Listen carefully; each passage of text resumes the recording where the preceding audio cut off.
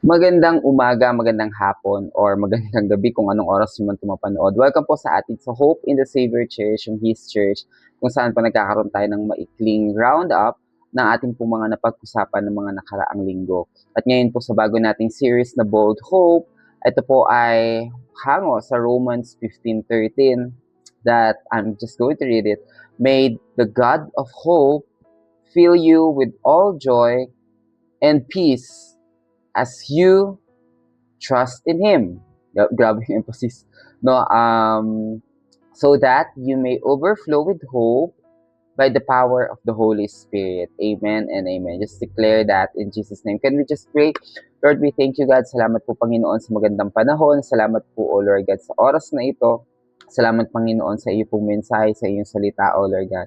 And Lord, give us this hope, Panginoon, not just a hope, Lord God, that the world can give us an idea about, but a hope that is very biblical. It is authored according to you. Maraming salamat po. Napakadakila nyo, napakabuti niya sa pangalan ni Jesus. Amen and amen. At nandito nga po tayo sa ating pong series na Bold Hope. At una-una sa lahat, kapag sinasabi po nating hope, alam natin na sa mundo, ang hope ay parang wishful thinking, no? But to us believers, in um, a very biblical way to define it is this is sure. Biblical hope is certain, no? So sa worldly hope ay walang assurance. Parang bahala na si Batman kung ano man ang mangyari. Bahala na ako na. We just hope for something. Minsan nga, we hope for non-purpose, no? Walang purpose, walang patutunguhan yung mga hope natin. But biblical hope is certain, this is sure, no? And actually, na-mention ko din nung last Sunday, we just have a roundabout sa theology of hope, no? At kapag sinabi nating theology of hope, ito ay merong dalawang mahalagang fold o mahalagang parte. Unang parte, ang hope ay nakadepende sa finished work of Christ, no? Hallelujah, no? Yung ginawa ng Panginoon. He went to the cross, no, to redeem us, so that it's already done. This is the finished work of Christ. And the second hope that is really folding in this theology of hope is that Christ is coming again.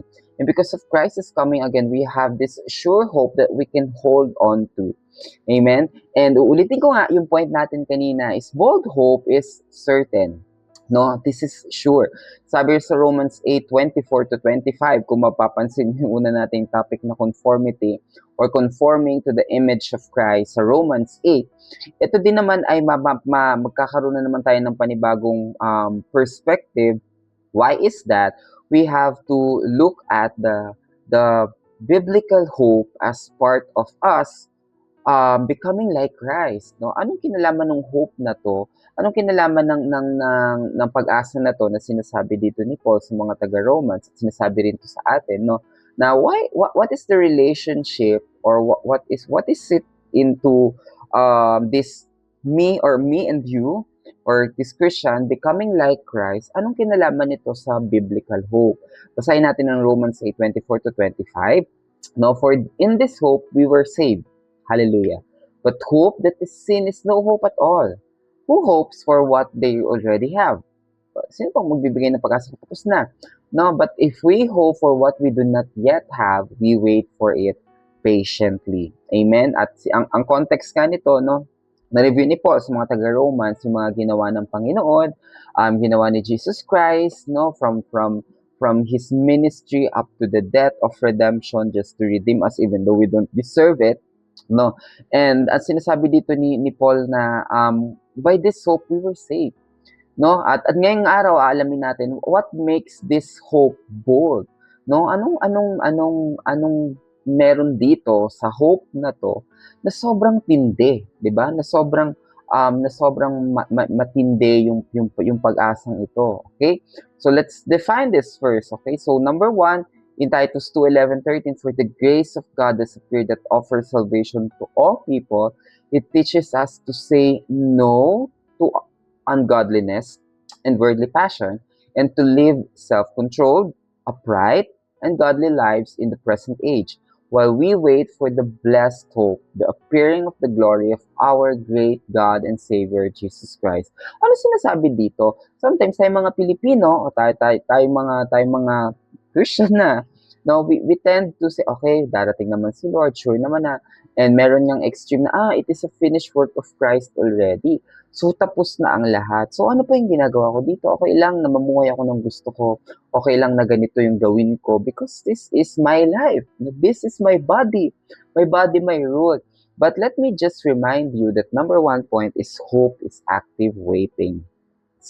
This hope, since we are going to go back to the twofold idea of this hope, no, na theology of hope, sinasabi dito na God is finished already, no, and grace is sufficient, amen, and He is coming again. That's why hope is not just you sitting down or me sitting down in somewhere, wala na akong gagawin, ayoko na mag-share, magme-minister lang ako, wala na akong pakialam sa akin, no, hope is active waiting. There are times that you're going to say no to ungodliness. You have to. If there's sometimes that you have to be sent away and to share the gospel, you have to. Why? Because hope is active waiting. Parang ganito lang yan. Kapag yung mga magulang natin umalis ng bahay, di ba? At sinabi sa atin ng nanay natin na, okay, anak, maglinis ka habang wala ako. Pagbalik ko, kailangan ko i-check kung naglinis ka talaga. So that's also the idea of God, di ba? Na merong great commission, merong commandments, and it is really parang binuo na ito ng Panginoon sa promise na I will be with you to the ends of the earth. No? At alam natin na yung one-fold of this biblical hope ay babalik ang Panginoon. No? So kapag babalik ang Panginoon, dapat alam natin yung pinagawa niya, alam natin ang kailangan natin gawin, at pagbalik niya, sure tayo na hindi natin makalimutan yung pinapagawa niya. Amen and amen. That's why hope is active waiting. Hindi pwedeng go with the flow. Kasi patay lang na goldfish ang nag-go sa flow, no? So, hope is active waiting. You have to say no to ungodliness, sabi ni Titus, worldly passion, and to live self-controlled, upright, and godly. Amen? That's why our hope is seeing in Jesus soon. No? Those who persevere by faith shall attain what we hope for. What is that hope? What is that we are hoping? Na makita ang Panginoon sa dulo. Amen? Our hope is seeing Jesus soon. And number two, no, kapag yung nanay mo umalis, di ba? Tapos biglang yung paborito niyang plato ay nabasag mo. Bakit? So kakabahan ka ngayon kasi babalik si mama, di ba? Parang papagalitan niya ako, no? And number one, we have to know, ba't tayo kinabahan? Kasi alam natin na mahalaga sa nanay natin yung nabasag na pinggan. At the same idea, hope purifies. No, sabi sa John 1, 1 John 3:3, and everyone who has this hope in Him purifies himself just as that one is pure. Pero ng nanay natin kapag umalis, nabasag natin, alam natin na favorite or mahalaga tong bagay na to na nabasag natin. At alam natin na magagalit yung nanay natin. Same idea with the Lord. No, when we know that the Lord, the owner of the universe, the one who redeemed me, the one I value, di ba? The Lord that I really love, no, will be coming back. Ayoko ma-disappoint siya. That's why this hope that I am holding on right now will purify me, will push me, or will not push, no, but it will encourage me to do better, to purify myself, to protect my heart. Why? Because I know that the beloved one will be coming back for me. Amen? We live differently based on who we hope is coming back. 'Di ba? Tulad ng pag umalis yung magulang natin, kapag ba mahalaga sa yung nanay mo, susundin mo siya? Of course. Kapag mahal mo ba yung magulang mo, susundin mo siya? Yes, I will clean my room. I will do my stuff just to make him happy or to make her happy. No, so same thing with the Lord. If we really value and we think God is worthy of our praise and worship, no, and we know that He's coming back. First, He redeemed us. We know that. He paid for my sin. And He's coming back. Ano yung magiging reaction natin? Of course, we live differently. Kakaiba yung pamumuhay natin base sa kung sino yung inaantay natin babalik. Amen? It changes how we see ourselves. It changes what we value, who we value, and three, it directs our lives. That's a bold hope. No? So, hindi lang to na, gusto ko talaga tong bagay na to, sana mangyari yan. No? It's not just that, no, it is something that will encourage us to live rightly according to God's eyes, because our biblical hope is seeing His face at the very end of the day. Amen. And the last one is hope has a reward. Hallelujah. Sabi sa Romans 15:13 na binasa natin kanina with emphasis, may the God of hope. Remember, there is a God of hope. Fill you with all the joy and peace as you trust in Him, so that you may overflow with hope by the power of the Holy Spirit. First, encouragement. This biblical hope will give us peace and joy. Two, this biblical hope will give us protection. No, na parang, gusto ko nang gawin tong decision na to, pero hindi, I'm hoping for God.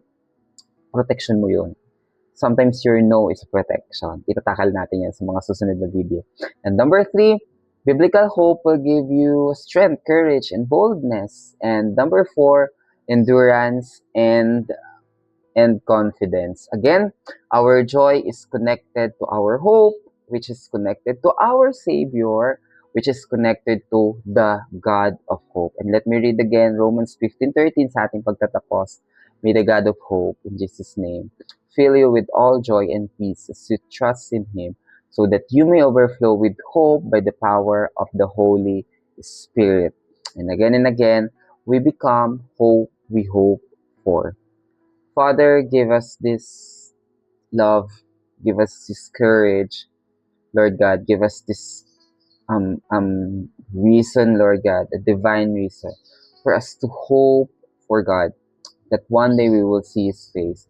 And these two, O Lord God, will encourage us to live better and uprightly. Salamat po, napakabuti nyo, napakadakila nyo sa pangalan ni Jesus. Amen and amen. God bless po at mag-ingat po tayo sa araw-araw. Marami po pong video na pwede nyo pong i-play dito sa ating channel para po sa ating review. Salamat po in Jesus' name. Thank you, thank you.